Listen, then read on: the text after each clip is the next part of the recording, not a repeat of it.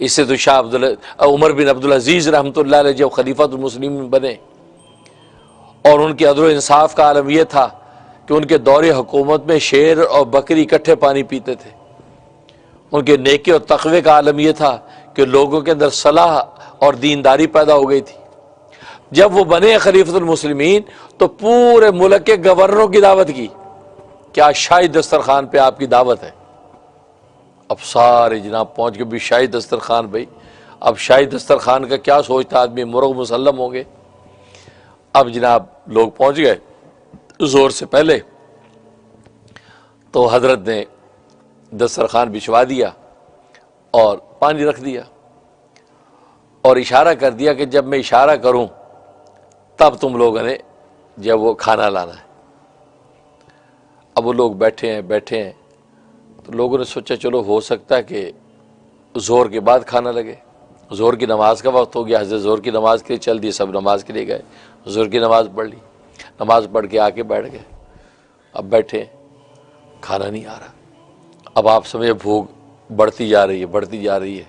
اب ایسا شاہی دسترخوان ہو تو لوگ صبح گھر سے بھی کھا کے نہیں آتے، وہ سوچتے یار وہیں کسر پوری کریں گے۔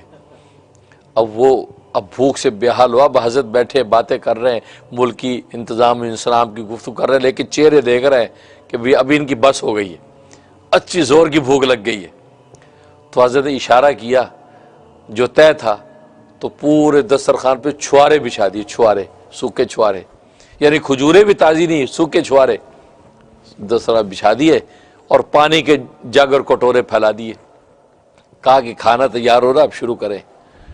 اب تو بھوک لگی ہوئی تھی زور کی، اب لوگوں نے چھوارے کھانے شروع کر دیا، کھا رہے باتیں کر رہے، وہ دبا کے چھوارے کھائے اور پانی پی لیا۔ اب ظاہر ہے کہ وہ تو ناک تک نال بھر گئی، پیٹ تو بھر گیا۔ اب جب حضرت نے دیکھا خوب کھا پی کے پیٹ بھر گیا ان کا، اب حضرت نے اشارہ کیا کہ لاؤ بھی۔ اب جناب قورمے، بریانیاں، مرغ مسلم وہ آ رہے ہیں۔ اب وہ کسی نے 2 لقمے کھائے، کسی نے 3 لقمے کھائے، سارا ویسے کہ ویسے۔ کہا بھی کھاؤ بھائی، کہا نہیں حضرت بس جگہ ہی نہیں، پیٹ بھر گیا۔ کہا کھاتے کیوں نہیں؟ کہا نہیں جی بس گنجائش ہی نہیں، وہ چھوارے اتنے کھا لیے، پانی پی لیا بس۔ فرمایا بس میں یہی نصیحت کرنے کے لیے تمہیں یہ سارا معاملہ کاروائی کی ہے کہ جب خشک چھوارے اور پانی کے کٹورے سے پیٹ بھر سکتا ہے اور پیٹ کی جہنم بجھائی جا سکتی ہے، تو پھر لوگوں پر، عوام پر ظلم کر کے تم اپنے دسترخوانوں پہ مرغ مسلم اور قورمے بریانی کیوں سجاتے ہو؟ کل روز قیامت میں اس کا الگ جواب دینا ہے، اور دنیا کے اندر اس کی قیمت یہ ہے کہ وہ گندگی کا ڈھیر اور فضلہ بن کے نکل جائے گا۔ لیکن تم لوگوں پر ظلم صرف اس لیے کرتے ہو کہ دسترخوانوں پہ مرغ مسلم اور قورمے بریانی ہے سجے، جبکہ پیٹ کی جہنم کی حالت یہ ہے کہ اگر 2 چھوارے اور کٹورا پانی پی لیا تو پیٹ بھر جاتا ہے، جیسے ابھی تمہاری حالت۔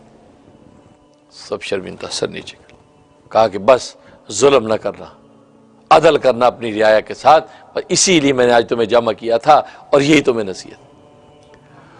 تو انسان کی حال تو یہ ہے، تو چھوارے کھا کے پانی پی لے پیٹ بھر جاتا ہے، لیکن یہ کب ہوگا؟ صبر، جب انسان کے اندر یہ صبر ہوگا اور صبر کی وجہ سے قناعت ملے گی، تب اللہ تبارک و تعالی یہ دولت عطا کرتے ہیں۔ تبھی تو حج کے موقع پر اللہ تبارک و تعالی ایسی پابندیاں لگوا دیتے ہیں تاکہ بندے میں قناعت پیدا ہو جائے، اسی صبر کے نتیجے میں قناعت پیدا ہو جائے، اور جب قناعت پیدا ہو گئی تو پھر اس سے زیادہ مالدار دنیا میں کوئی نہیں ہوتا۔ وہ اپنے گھر کی چٹنی روٹی وہ لطف لے کے کھاتا ہے کہ مرغ مسلم کھا رہا ہوں۔ اور آج ہماری حالت یہ ہے کہ گھر میں قورمہ بریانی بھی اگر ہو، اس کو بھی یہ سوچ کے کھاتے کہ یار فلاں جگہ کے کباب بڑے ٹیسٹی تھے، گھر میں وہ مزہ نہیں ہے، یعنی وہ جو آپ کے ہاتھ میں اس کا مزہ بھی کرکرا ہوتا ہے۔ یہ حماقت ہوتی ہے کہ اگر آپ کو چٹنی روٹی اللہ نے عطا کی ہے، اس چٹنی روٹی کو لطف لے کے کھاؤ کہ جیسے جنت کا دسترخوان ہے، کیونکہ چٹنی روٹی کھاتے ہو اگر کسی کا مرغ مسلم یاد کرو گے تو چٹنی روٹی کا مزہ بھی کھو دو گے۔ تو بے وقوفی ہے کہ آپ اپنی چٹنی روٹی کا مزہ بھی کھو رہے ہیں، اور وہ تو ملنی نہیں آپ کو۔ تو بہتر یہ کہ اسی کو خدا کی نعمت سمجھ کے کھائے کہ سوچے کہ بس سبحان اللہ، وہ لوگ کہ جن کو چٹنی روٹی بھی نصیب نہیں ہے ان کا حال کیا ہوگا، مجھے تو کم سے کم چٹنی روٹی تو نصیب ہے، تو چٹنی روٹی میں بھی لطف آئے گا۔ وہ بابا بلے شاہ کہتا ہے کہ چوپ رہسے تا موتی ملسن، صبر کرے تا ہیرے، چپ رہسے تا موتی ملسن، صبر کرے تا ہیرے، پاگلا وانگو روڑا پاویں، نہ موتی نہ ہیرے۔ ہر بات میں کبھی خدا کو شکایت، کبھی خدا کی مخلوق سے شکوہ، بھائی یہ کرتے رہو گے تو کچھ بھی ملنا، ہاں اگر چپ رہو گے تو موتی ملسن، اور صبر کرو گے تو ہیرے۔ تو اللہ تبارک و تعالی نے صبر میں سب کچھ رکھا ہے، تبھی قرآن میں فرمایا ان اللہ مع الصابرین، صبر والوں کے ساتھ اللہ ہو جاتا ہے، اللہ مل جاتا ہے۔ اور جس کو بادشاہوں کا بادشاہ مل گیا اس کو تو ساری بادشاہی مل گئی۔ صبر ایسی چیز، اور آج دنیا میں فساد بے صبری کا ہے، انفرادی سطح ہو یا بین الاقوامی و ملکی سطح ہو، بے صبری کا۔ ایک بڑا ملک ہے، بہت بڑا ملک ہے، بڑی عزت وجاہت اس کو حاصل ہے، لیکن ابھی بھی اس پر وہ قانے نہیں ہے۔ بے صبری کے نتیجے میں وہ چھوٹی مچھلیاں کھاتا ہے، بڑی مچھلی چھوٹی مچھلی کو کھانے کی کوشش کرتی ہے کہ یار میرا پٹرول ختم ہو گیا، اس کا پٹرول قبضہ کر لو، اس کی زمین قبضہ کر لو، اس کے مفادات قبضہ کر لو، اس کی معیشت میں ہاتھ ڈال لو۔ یہ بے صبری ہی تو ہے کہ جس کی وجہ سے آپ کے اندر قناعت نہیں ہے، اس بے صبری کے نتیجے میں حرص ہے، جس کے لیے ملک ملکوں سے لڑتے ہیں، معیشت اقتصاد کی جنگیں ہوتی ہیں، جان و مال کے نقصان و ضیاع ہوتے ہیں۔ یہ وہ بے صبری ہے جس کی وجہ سے سب کچھ ہو رہا ہے۔